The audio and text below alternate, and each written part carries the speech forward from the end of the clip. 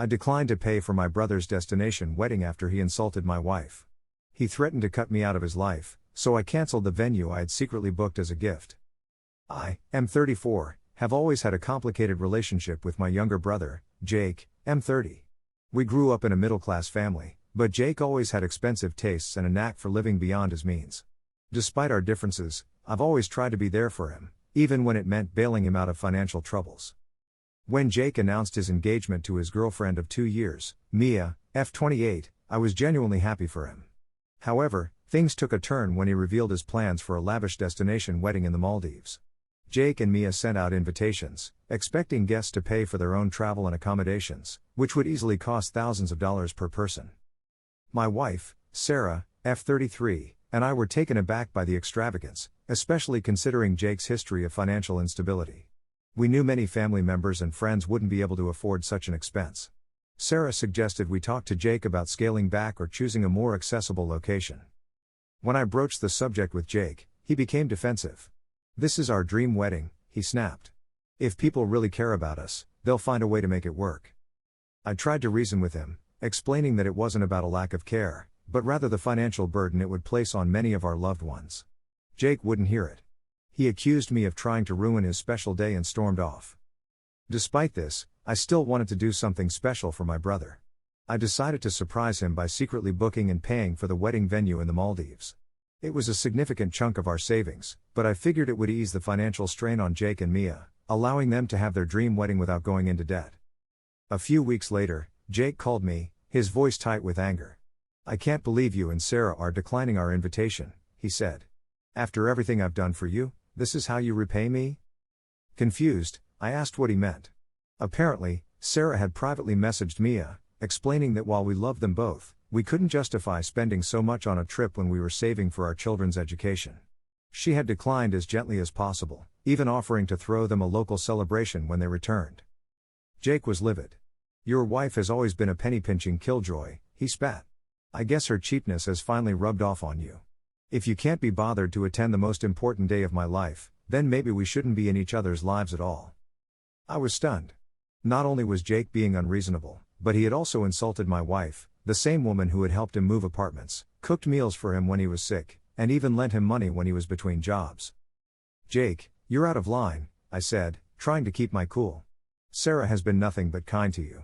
We're not declining because we don't care, but because it's not financially responsible for us right now." "Oh, spare me the lecture on financial responsibility," Jake sneered. "You've always thought you were better than me just because you're good with money. Well, guess what? I don't need your approval or your presence. If you're not coming to the wedding, consider yourself cut out of my life." The line went dead. I stood there, phone in hand, a mix of anger and disbelief washing over me. After everything I'd done for Jake over the years, including the secret venue booking, this was how he treated me and my wife? In that moment, I made a decision. I called the resort in the Maldives and canceled the venue reservation. If Jake was going to threaten to cut me out of his life over this, then he didn't deserve such an expensive gift. The next day, I received a panicked call from Jake. The venue just called and said our reservation was canceled. They said it was never paid for in the first place. What the hell is going on? I took a deep breath and explained everything, how I had secretly booked and paid for the venue as a surprise, and how I canceled it after his outburst. Jake was silent for a long moment. Then, in a voice barely above a whisper, he said, You were going to pay for the venue? For us?" "Yes," I replied, "but after the way you spoke to me and insulted Sarah, I realized you didn't appreciate the sacrifices we've made for you over the years. So I canceled it." Jake's tone shifted from shock to anger. "You had no right to do that," he yelled. "It was our wedding. How could you be so selfish?" I couldn't believe what I was hearing. Selfish? Jake, I was willing to spend a small fortune to give you your dream wedding, even after you insulted my wife and threatened to cut me out of your life. How am I the selfish one here? "Because now our wedding is ruined," Jake shouted. "We can't afford the venue on our own. You've destroyed everything." I sighed, feeling a mix of frustration and sadness. "Jake, the wedding isn't ruined. You can still have a beautiful ceremony without breaking the bank. Sarah and I would be happy to help you plan something more reasonable." "Reasonable?" Jake scoffed. "You mean cheap. You've never understood me. I want nothing to do with you or your idea of a reasonable wedding. Don't bother coming to whatever wedding we end up having. you're no longer invited." With that, he hung up. I sat down heavily, my head in my hands. How had things spiraled so out of control? Over the next few days, my phone blew up with messages and calls from family members and mutual friends. Jake had apparently told everyone his version of events, that I had maliciously cancelled his wedding venue out of spite, ruining his big day. Some family members took Jake's side, calling me cruel and controlling. Others reached out to get my side of the story, and were more understanding once they heard the full context. A few even thanked me privately, admitting they had been stressed about the cost of attending the destination wedding. Sarah was supportive throughout the ordeal, reminding me that I had tried to do something incredibly generous for Jake, even if it hadn't worked out. Still, I couldn't help but feel guilty. Had I overreacted by canceling the venue? Should I have been more patient with Jake's outburst? As the dust settled, I found myself questioning everything. Was I the asshole for canceling the venue, even though Jake had insulted my wife and threatened to cut me out of his life? Should I have just sucked it up and attended the wedding despite the cost and Jake's behavior? Was there a way to salvage my relationship with my brother, or was this the final straw in our already strained relationship? I'm at a loss. Jake isn't speaking to me, half the family thinks I'm a monster, and I'm left wondering if I made the right choice. So, Reddit, I turn to you, am I the asshole? Edit 1. Wow, I didn't expect this post to blow up like it did. Thank you all for your comments and insights. I've been reading through them and wanted to address a few common questions/points. 1. Why did I book the venue in secret? I wanted it to be a surprise. Jake has always had a bit of an independent streak, and I thought if I offered outright, he might refuse out of pride. In hindsight, this was probably not the best approach. 2. How much did the venue cost? Without giving exact figures, it was in the high 5 figures. Yes, it was a lot of money, but Sarah and I are fortunate enough to be in a position where we could afford it without jeopardizing our financial stability. 3. What about Mia, Jake's fiancée? I've received a lot of questions about her role in all this. To be honest, I don't know her very well. She and Jake have only been together for 2 years, and she's always seemed nice enough, if a bit reserved around the family. I'm not sure how much she knows about the financial realities of their situation or the history between Jake and me. 4. Have I tried reaching out to Jake since? Yes, I've sent a few text messages trying to open up a dialogue, but they've all gone unanswered. I'm giving him some space for now. 5. What does Sarah think about all this? She's been incredibly supportive. She feels terrible that her message to Mia somehow sparked all this, but she stands by her decision to decline the invitation. We both agree that while we love Jake, we couldn't justify the expense of attending the destination wedding. I appreciate all the feedback, both positive and negative. It's given me a lot to think about. I'll update if there are any significant developments. Edit 2. It's been a week since my original post, and a lot has happened. I wanted to provide an update for those who are interested. First, I want to thank everyone for their comments, advice, and support. It's been overwhelming, but also incredibly helpful in gaining perspective on the situation. A few days after my post, I received a surprise call from Mia, Jake's fiancée. She was in tears and apologized profusely for everything that had happened. It turns out that she had no idea about the venue booking or the full extent of Jake's conversation with me. Mia revealed that she and Jake had been having serious disagreements about the wedding plans. She had wanted something smaller and more intimate, but Jake insisted on the lavish destination wedding. She admitted to feeling overwhelmed by the costs and the stress of planning such an event. When she learned about what I had done with the venue, and how Jake had reacted, she was horrified. She told me she had confronted Jake about his behavior and gave him an ultimatum: either he makes amends with me and agrees to a more reasonable wedding plan, or she would call off the engagement. This revelation led to a family meeting, facilitated by our parents. Jake showed up, looking sheepish and uncomfortable. For the first time in years, he actually listened as I explained my side of things, the worry about the financial strain on the family, the hurt caused by his insults to Sarah, and the pain of being threatened with estrangement. To my surprise, Jake broke down. He admitted to feeling insecure about his financial situation compared to mine, and confessed that the extravagant wedding was partly an attempt to prove he could have nice things too. He apologized for his behavior, acknowledging that he had let his pride and insecurities get the best of him. We had a long, honest conversation about our relationship, our childhood, and our different approaches to life and money. It wasn't easy, and there were moments of tension, but it felt like we were finally communicating openly for the first time in years. In the end, we came to an agreement. 1. Jake and Mia would scale back their wedding plans to something more reasonable and local. 2.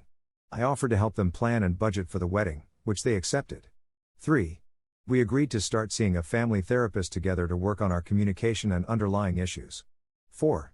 Jake promised to apologize to Sarah in person for his hurtful comments. It's still early days, and we have a lot of work to do to repair our relationship. But I'm cautiously optimistic. Jake seems genuinely remorseful and willing to make changes. As for the wedding, we're now planning a lovely ceremony at a local botanical garden, followed by a reception at our parents' large backyard. It's going to be beautiful, meaningful, and most importantly, it won't break the bank or exclude loved ones who couldn't afford the destination wedding. I want to thank this community again for all your support and advice. It gave me the courage to stand my ground while also remaining open to reconciliation. I've learned a lot from this experience about communication, setting boundaries, and the importance of addressing underlying issues in family dynamics. To those who are dealing with similar family conflicts, hang in there. Sometimes it takes a crisis to bring about necessary changes and open up honest dialogue. It's not easy, but it can be worth it. I'll post another update if there are any significant developments. Thank you all again. Edit 3. It's been about 3 months since my last update, and I wanted to share some final thoughts on this whole situation. Jake and Mia's wedding took place last weekend, and I'm happy to report that it was a beautiful, joyous occasion. The ceremony in the botanical garden was intimate and touching, and the reception in our parents' backyard was a blast. It was wonderful to see so many friends and family members able to attend, many of whom wouldn't have been able to make it to the Maldives. The best part? The total cost of the wedding came in at less than a quarter of what the destination wedding would have cost, and Jake and Mia seem so much happier and less stressed. As for my relationship with Jake, we've made significant progress. We've been attending family therapy sessions regularly, and it's been eye-opening for both of us. We've uncovered and started to work through a lot of long-standing issues, insecurities, and misunderstandings that have plagued our relationship for years. Jake has made a genuine effort to mend fences. He gave Sarah a heartfelt apology and has been making an effort to be more considerate and less judgmental. He's also started taking financial planning classes and has asked for my help in creating a budget and savings plan. I've learned a lot about myself through this process too. I realize that sometimes my attempts to help can come across as patronizing, even when that's not my intent. I'm working on being more sensitive to Jake's feelings and finding ways to support him that don't make him feel inferior. The family dynamics have improved as well. Our parents have expressed relief that we're finally addressing our issues, and other family members have noticed the positive change in our interactions. Looking back, I still believe I made the right choice in canceling the venue, but I regret not having a more open conversation with Jake about the wedding plans from the beginning. This whole experience has taught me the importance of clear communication, setting healthy boundaries, and addressing problems head-on instead of letting them fester. To everyone who offered advice, shared similar experiences, or just lent a sympathetic ear, thank you. Your input played a big part in how I approached this situation, and I'm grateful for the wisdom and support of this community. For those of you dealing with family conflicts, remember that change is possible, but it requires effort, honesty, and sometimes professional help. Don't be afraid to set boundaries, but also remain open to reconciliation if the other person is willing to meet you halfway. This will be my final update on this situation. Jake and I still have work to do, but I'm optimistic about the future of our relationship. Thank you all again for being part of this journey. Edit 4. It's been a year since the wedding, and I felt compelled to provide one last update. So much has changed, and I want to share our journey with those who followed our story. First, the good news: Jake and Mia are doing well. They've settled into married life and seem genuinely happy. The financial lessons Jake learned during our wedding planning process stuck with him. He and Mia have been diligently saving and have even started looking at houses in our area. It's a far cry from the Jake who wanted to blow a fortune on a destination wedding he couldn't afford. Our relationship has continued to improve. The family therapy sessions were incredibly helpful, and we decided to continue them even after the initial issues were resolved. It's amazing how much childhood baggage we were both carrying around without realizing it. One breakthrough moment came when we discussed our parents' different treatment of us growing up. I always thought Jake was the favorite because he got away with more, while Jake felt I was preferred because I got more praise for my achievements. Talking this through helped us understand each other's perspectives and realize that a lot of our rivalry stemmed from these misperceptions. We've also started a new tradition of monthly brother outings. Sometimes it's as simple as grabbing a beer and watching a game, other times we try new activities like rock climbing or cooking classes. It's been a great way to bond and create new, positive memories together. However, it hasn't all been smooth sailing. About 6 months ago, Jake lost his job due to company downsizing. In the past, this would have sent him spiraling and he probably would have tried to hide it from everyone. This time, he called me the day it happened. I was proud of how he handled it. Instead of panicking or making rash decisions, he sat down with Mia and created a plan. They tightened their budget, and Jake started an intensive job search. He even swallowed his pride and asked if I could look over his resume and practice interview questions with him. During this time, I was careful not to overstep or make him feel like a charity case. I offered support where I could, introducing him to some contacts in my network, babysitting their dog when he had interviews, that sort of thing. But I made sure he was in the driver's seat of his own life. The experience tested our new relationship dynamic, but I'm happy to say we passed with flying colors. Jake found a new job within 2 months, one that he's actually more excited about than his previous position. And our bond grew stronger through the process. Now, for a bit of personal news, Sarah and I are expecting our first child. When we announced it at a family dinner, Jake's genuine happiness for us was touching. There was a time not too long ago when I think he would have felt jealous or resentful. Instead, he's already started calling himself Uncle Jake and has offered to help paint the nursery. Looking back at where we were a year ago, the change is almost unbelievable. From a bitter feud over a wedding venue to becoming closer than we've been since childhood, it's been quite a journey. I've learned so much through this experience. 1. The importance of open, honest communication, even when it's uncomfortable. 2. How unresolved childhood issues can affect adult relationships in unexpected ways. 3. The value of professional help in navigating family conflicts. 4. That it's possible to change long-standing dynamics with effort and willingness from both sides. 5. The power of empathy in trying to see situations from the other person's perspective. To anyone out there struggling with family relationships, I want to offer encouragement. Change is possible. It's not easy, and it requires commitment from all involved, but the rewards are immeasurable. As I prepare for fatherhood, I'm thankful that my child will know a loving Uncle Jake and a strong, supportive extended family. It's a future I couldn't have imagined a year ago, and it all started with a canceled venue and a Reddit post. Thank you all for your support.